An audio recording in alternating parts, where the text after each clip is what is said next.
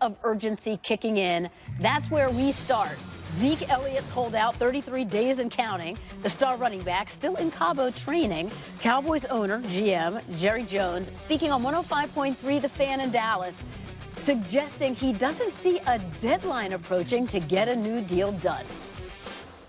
Have to be prepared to be trite. We have to be prepared to play without any given player, and that's just a given. That's not unusual business in the NFL. And we've played without players for suspension. We've played without them for injury. It'll happen again this year, and we may very well play without a player that is not coming in on his contract. So if that's the case, we'll just play, and we'll play well.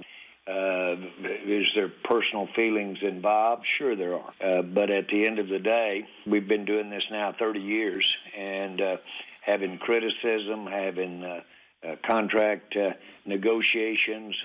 Some of the best friends I have in the world are people that I have directly negotiated contracts with and had business that we had to get reconciled. That's just part of living. Part of living. For more perspective, we welcome Jeff Darlington. The narrative all along, Jeff, has been that they'll get a deal done before week 1. Where does that stand now? Quite frankly, Susie, it stands in the exact same place as it has. We need to be very careful as we reset our expectations every time we hear from Jerry or Stephen Jones. Just a few days ago, we heard that they were optimistic that they could get a deal done. Now they're calling it a potential marathon. The one thing that has not changed is Ezekiel Elliott's stance. 3 months ago, he was planning this holdout in training camp to try to get a contract, even as the Cowboys never thought that he would do it. And now he seeks to be the highest paid running back in the NFL.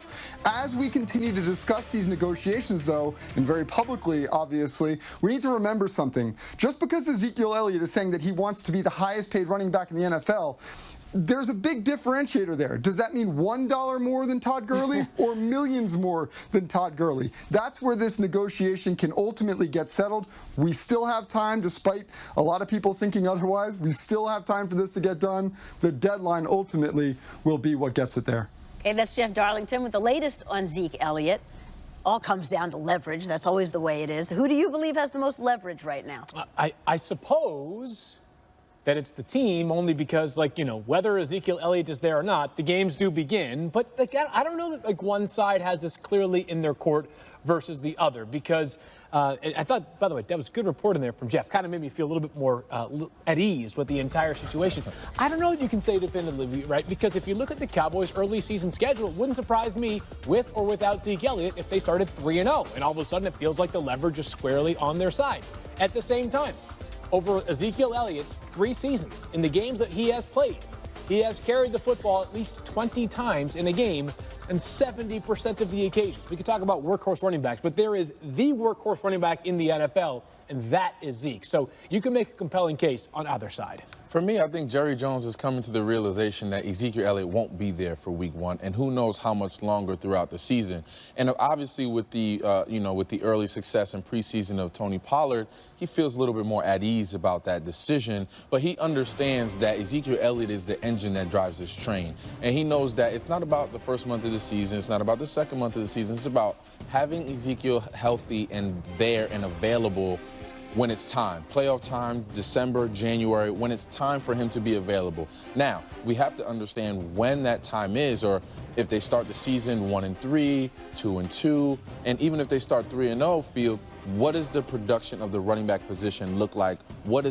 How is that transpiring week to week, and are they comfortable with where it is in terms of where Ezekiel stands in contract negotiations? It's interesting that he's looking at the upside of, well, he'd have fresh legs for the stretch run or however long it takes. That I guess that's glass is half full. The stretch run might not be there if he's not there early in the season, though. So, you know, the team has the upper hand when it comes to contracts and holding out. We've seen that time and time again. A player holds out, they hold out, then they come back because they have to. Eventually, there's fines involved, and you start looking, okay, I'm being fined how much a day, per day? I'm not there a long time, so we'll see what happens here. I think both parties are going to be affected by this. You know, the Cowboys need him there, and he also needs the Cowboys. So, you know, we'll see how it works out. It seems like both are dug in really deep, and it could be like a chest-pounding thing. like, oh, I got the bigger chest. And that you never want to be in that, right? You never want to get into that position, but it seems like it could be that right now, especially with Jerry Jones and how he's talking about that. I think the question is, will he go as far as Le'Veon Bell did? Is he willing to sacrifice a season? I don't think it gets there. I think this is a different circumstance. But is he willing to do that? Will it get that far? We didn't think Le'Veon Bell would get that far, and yet here we are. But if you would just clear up the difference in the two situations, very different. Is that Le'Veon Bell, you know, obviously he was on the franchise center, which he never signed. So he was never actually under contract, whereas if Zeke misses the entirety of this year, he's got 2 more years left on his contract. And that's another thing. It could all start again. That gives the team leverage. You know, you're a first-round pick. They could control you for 6 years, basically. Right, 7 if they tag you twice, it's 7 years. You think about that, it's like, wow, I'd rather be a second-round pick, you know? Yep. Beyond or a free agent. Yeah, which is always the goal. But beyond all the dynamics involved with any player and any team negotiating a contract, I think we can say with pretty plain certainty, when the Cowboys are involved, it's different, right?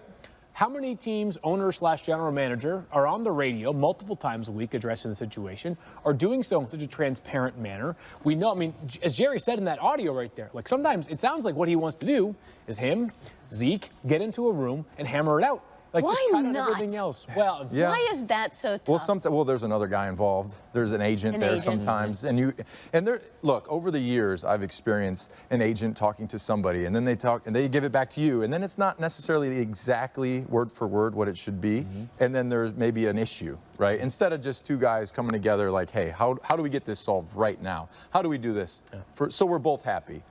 Sometimes that doesn't happen. But put the agent in the room. Why can't they just all be in the room? Yeah, that makes sense, right? Why not? Let's all sit down and hash it out. Yeah, I wish life worked that way. there are a bunch of quarterback agents out there right now saying, all right, guys, good idea. Sure thing. That'll work. All right, we'll have more on the possibility of the Cowboys starting the season without the league's leading rusher.